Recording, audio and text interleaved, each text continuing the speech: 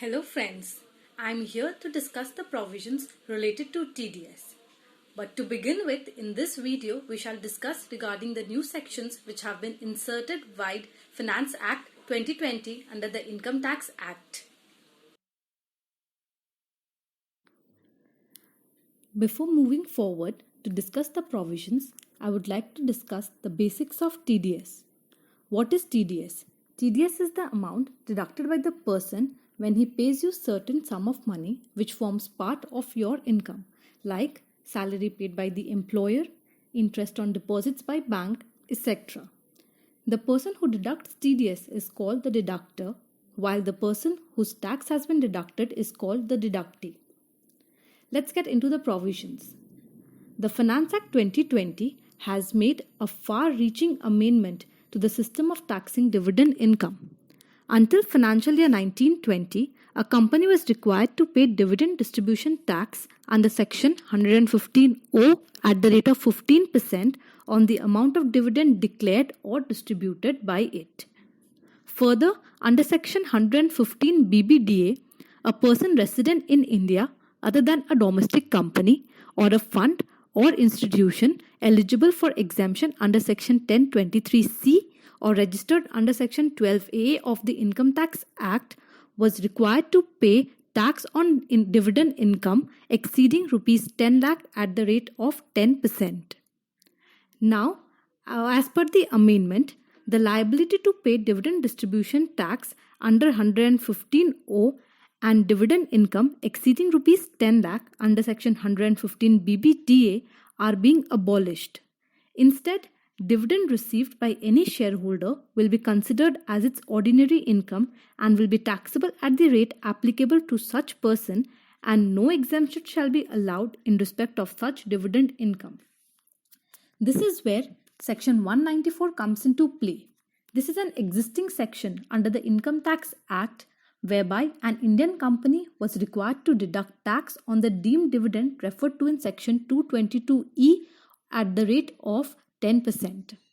On abolition of earlier mentioned dividend distribution tax, the Section 194 has been revived with some amendments. According to such amendment, tax at source shall be deducted at the rate of 10% in respect of dividend to be paid or distributed by it. However, no tax shall be required to be deducted in case the aggregate of the amount of the dividend distributed or paid or to be distributed or paid to a shareholder who is an individual during the financial year does not exceed rupees 5,000 and the payment is made by any mode other than cash. Moving further, Section 194K. The Finance Act 2020 has also inserted a new Section 194K to make it obligatory to deduct tax at source at the rate of 10% on payment to a resident in respect of units of mutual fund. However, no tax shall be deducted in case the aggregate of the amount of such income credited or paid or likely to be credited or paid during the financial year to the payee does not exceed rupees 5,000. It is to be noted that threshold of rupees 5,000 for not deducting TDS in case of dividend on share is only for a shareholder who is an individual, and that too when payment is made by any mode other than cash. Thus, the TDS will be required to be deducted howsoever small the amount of dividend may be in case such payment is made to a person other than individual such as company, firm, LLP, HUF, etc. The threshold of rupees 5,000 for not deducting TDS on dividend on income on units of mutual fund is for all assessee whether individual or any other status. This amendment shall be effective 1/4/2020. Section 194O. In the Finance Act 2020, a new Section 194AO has been inserted extending the applicability of TDS provision on participant to e-commerce. First, let us see who is an e-commerce operator. E-commerce operator is a person who owns, operates, or manages an electronic facility for the sale of goods or services like Amazon, Flipkart, etc. E-commerce participant. E-commerce participant is a person who sells goods or services or both through the digital facility provided by the e-commerce operator. For example, ABC, a partnership firm, is selling its product through Amazon. So ABC is the e-commerce participant. As per the section, an e-commerce operator shall be required to deduct TDS at the rate of 1% at the time of credit of amount of sale or service to the account of the e-commerce participant or at the time of payment, whichever is earlier. The amount shall include the payment directly made by the purchaser of the goods or services to the e-commerce participant.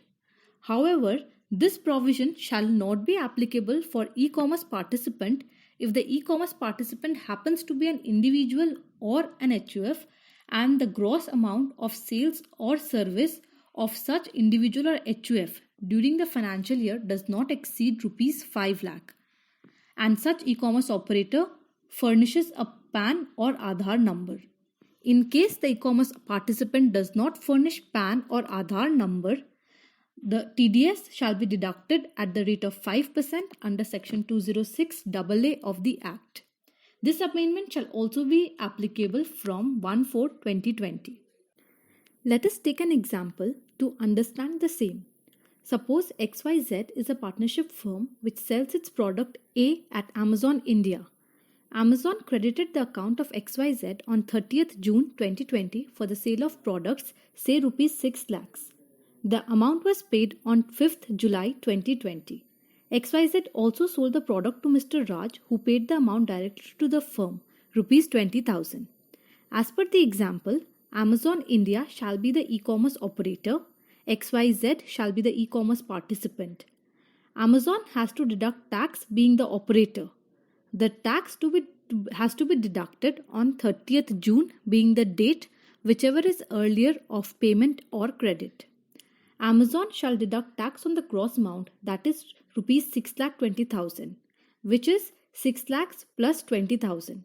The amount paid directly by the purchaser to the seller is also deemed to be paid by the operator and is to be included in the gross amount. So friends, this was a brief understanding about the TDS provisions inserted by the Finance Act 2020. Thank you so much for watching.